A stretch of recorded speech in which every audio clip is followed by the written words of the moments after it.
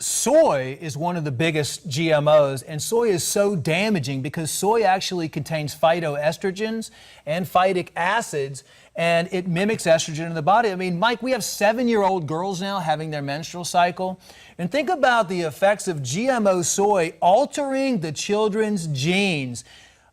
Again, the government only approves for welfare and WIC programs soy formulas for babies. Oh, man. Right? This is one of the worst things. I mean, this is just so disheartening because how on earth can you feed a baby who, by the way, a child's immune system is not fully developed till it's 12 years old.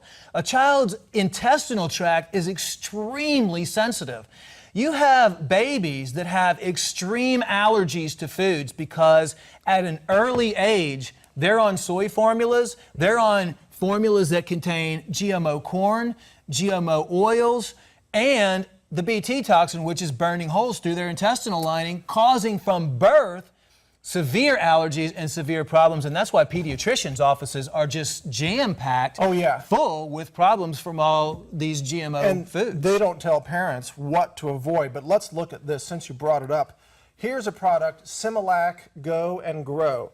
This is infant formula. Let me read for you just the first 4 or 5 ingredients. They will blow your mind. Ingredient number 1, 42.6% corn syrup solids. From genetically modified GMO corn. So number one ingredient is a GMO corn. And it's 42%. Are babies supposed to eat 42% refined sugar? I don't think so. That's right there is child abuse, Mike. I mean, that is poison. I mean, okay, second ingredient, 14.7% soy protein isolate. Soy, GMO. Soy protein isolate is actually a flavor enhancer, and it's actually made with MSG. MSG is added to soy protein isolate. Well, and also soy protein is extracted typically with hexane, a highly explosive chemical solvent. In fact, I think one factory in the U.S. blew up, exploded from doing this process. I think so. Okay, next ingredient, high oleic safflower oil. That's not the worst thing in the world. That's the first thing we've seen in this that probably isn't really dangerous. And then next, 10.1% sugar, sucrose.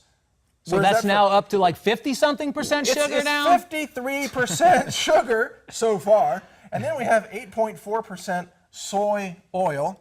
Oh, that's another GMO ingredient right there. And then after that, it goes into artificial synthetic chemical vitamins. By the way, soy oil is actually listed as a vegetable oil. I don't even know how they can do that. It's not even a vegetable.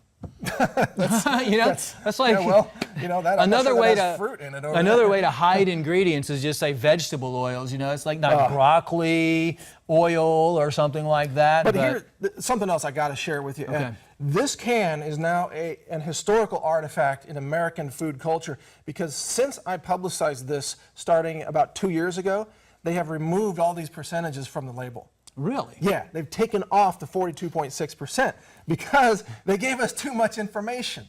We went on the internet, we were talking about this, we were showing, the babies are being fed these incredible amounts of sugars.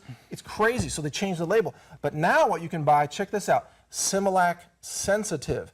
This is for fussiness and gas. Caused by the day before feeding of the GMOs. GMOs cause stomach inflammation. We already talked about that. And then this formula so they actually show what what's causing it right on the label, and it even says something about shield on there. Early shield. It says early shield. This is like a little shield on the label. This is supposed to shield your baby from something we're not sure, but it's actually Ed, it's accurately labeled. It's the Similac fussiness and gas formula. It gives your baby fussiness and gas. That's what it does. It tells you exactly what it does on the label. It says for fussiness and gas. Now you wonder why parents aren't getting any sleep at night because they're feeding their kids all these toxic baby formulas, and now you're seeing nutritional deficiencies. I mean, look, folks, they're starting at an early age, Mike. They know that if they poison infants, then by the time, and this is happening, these things cause obesity as well. And if they feed these to infants, the infants become obese. We're seeing degenerative diseases that we would normally see in 30-year-olds, 40-year-olds, in children. Well, remember, type 2 diabetes used to be called adult onset diabetes. They had to change the name because children have it now. I mean, they're getting it at 9, 10, 11 years old. Same thing with cancers. You know, 100 years ago, doctors would travel hundreds of miles to find a cancer patient to study because it was such an anomaly. Now cancer is everywhere. Now autism is everywhere. We're going to do a show on autism right here on GAIAM, by the way. So hopefully watch more of our shows. We're going to cover autism in the future. But all of these diseases that are now devastating our society, you got to get back to what you're eating and how it's made. And again, companies like Monsanto are inserting artificially through non-natural processes genetic code to produce poison whose sole purpose is to kill living systems. That is the point of Bt toxin. The point of it, sorry, I wasn't trying to hold your hand. It actually makes the stomachs of the bugs blow up when they eat the Bt corn. Exactly. It is a poison by design, and when you eat the GMO corn, you are eating poison. Think about There's no way around everything it. that, you know, on a daily basis that has corn in it. I mean, you start with cereal in the morning, then you have the soft drinks that we talked about with corn, then you have chips like this, corn chips everywhere, then you go have tortillas. I mean, you have breads that are made with corn. I mean, corn is everywhere, and soy is everywhere these days, too. Oh, yeah. I mean,